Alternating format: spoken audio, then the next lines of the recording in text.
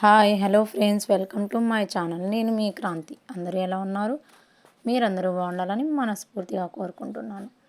ఈరోజు మన రెసిపీ అందరూ ఎంతో ఇష్టంగా తినే దోశలు. హెల్దీగా ఎలా చేసుకోవాలో చూసేద్దాం. వీడియోలోకి వెళ్ళే ముందు లైక్ కొట్టి సబ్స్క్రైబ్ చేసుకోండి. మీరు లైక్ చేయడం వల్ల మీలాంటి ఎంతోమంది ఈ వీడియో చూసే అవకాశం ఉంటుంది. ఇంకా వీడియోలోకి వెళ్ళిపోతే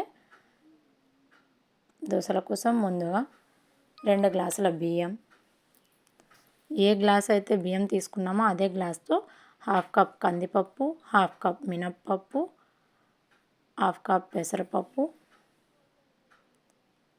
1/2 కప్ సగ్గు బియ్యం కూడా తీసుకున్నాను. 1 టీ స్పూన్ మెంతులు కూడా వేయాలి. మెంతులు వేయడం వల్ల దోశలు క్రిస్పీగా వస్తాయి, ఎర్రగా వస్తాయి.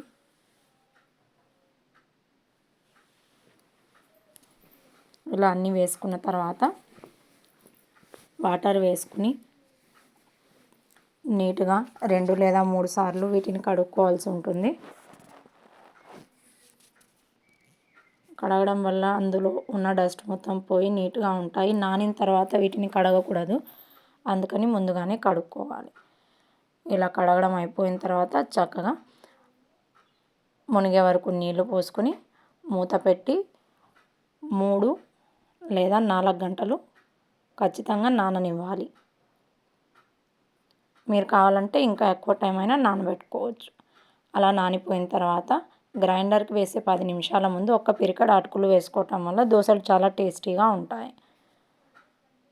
ఒకసారి ట్రై చేసి చూడండి. ఇలా మొత్తం నానిపోయిన తర్వాత గ్రైండ్ చేసుకోవాలి. అన్నీ మిక్సీ జార్లో వేసుకుంటూ దోశ పిండి కోసం కన్సిస్టెన్సీ ఎలా కావాలో అలా కొంచెం వాటర్ వేసుకుంటూ గ్రైండ్ చేసుకోవాల్సి ఉంటుంది. మొత్తం గ్రైండ్ చేసుకున్న తర్వాత డబ్బాలో స్టోర్ చేసుకోవాలి. ఇవి ఒకరోజు ముందుగానే తయారు చేసి పెట్టుకోవాల్సి ఉంటుంది. నైట్ మొత్తం అలాగే ఉంచితే పొద్దునకి చక్కగా పొంగుతుంది. ఇలా పొంగిన పిండితో దోశలు వేస్తే దోశలు చాలా మంచిగా ఉంటాయి. అప్పుడప్పుడు వేస్తే అస్సలు బాగోవు, అందుకని ఒకరోజు ముందుగా తయారు చేసుకోవాల్సి ఉంటుంది. మనకు ఎంత అయితే పిండి కావాలో అంతే ఒక గిన్నెలోకి తీసుకుని కావాల్సినంత ఉప్పు వేసుకుని కన్సిస్టెన్సీ గట్టిగా ఉన్నట్లయితే కొంచెం వాటర్ వేసుకుంటూ దోశ పిండి ఎలా కావాలో అలా తయారు చేసుకోవాల్సి ఉంటుంది. కలుపుకున్న తర్వాత మన హెల్దీ దోశలు రెడీ అయిపోయినట్లే. ఇలా చేసి పెట్టండి, పిల్లలు ఎంతో ఇష్టంగా తింటారు, చాలా టేస్ట్గా కూడా ఉంటాయి. నేనైతే ఆనియన్ దోశ వేసుకున్నాను, అందుకోసమని ఆనియన్స్ వేసాను.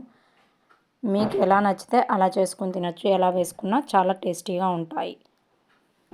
ఈ రెసిపీ మీకు నచ్చినట్లయితే మీ ఫ్యామిలీస్ అండ్ ఫ్రెండ్స్కి షేర్ చేయండి. Okay, bye friends. Thank you for watching.